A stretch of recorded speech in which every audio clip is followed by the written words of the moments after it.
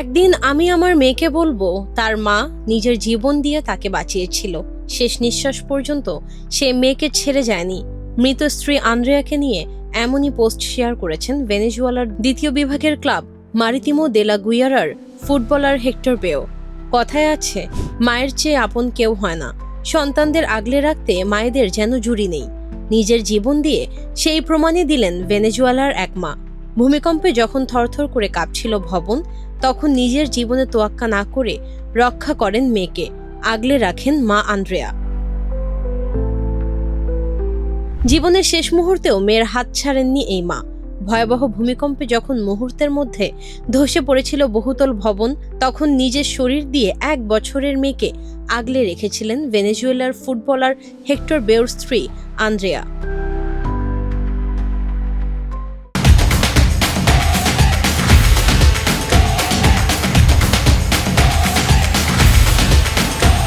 কয়েক ঘন্টার উদ্ধার অভিযানের পর ধ্বংসস্তূপের নিচ থেকে উদ্ধার করা হয় মা ও মেয়েকে।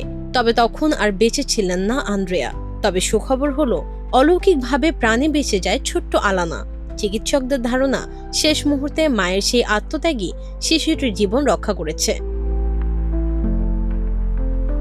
স্ত্রীকে স্মরণ করে ইনস্টাগ্রামে হেক্টর লিখেছেন, তুমি শুধু আমার স্ত্রী নও, তুমি একজন সত্যিকারের বীর মা।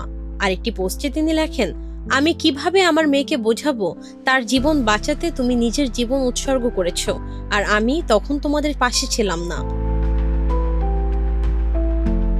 বর্তমানে হাসপাতালে চিকিৎসাধীন রয়েছে ছোট্ট আলানা ও তার খালা। চিকিৎসকদের মতে দুজনের অবস্থাই এখন স্থিতিশীল। গত বুধবার ভেনেজুয়েলার লা গুইয়ারা অঞ্চলে আঘাত হানা শক্তিশালী ভূমিকম্পে বহু ভবন ধসে পড়ে।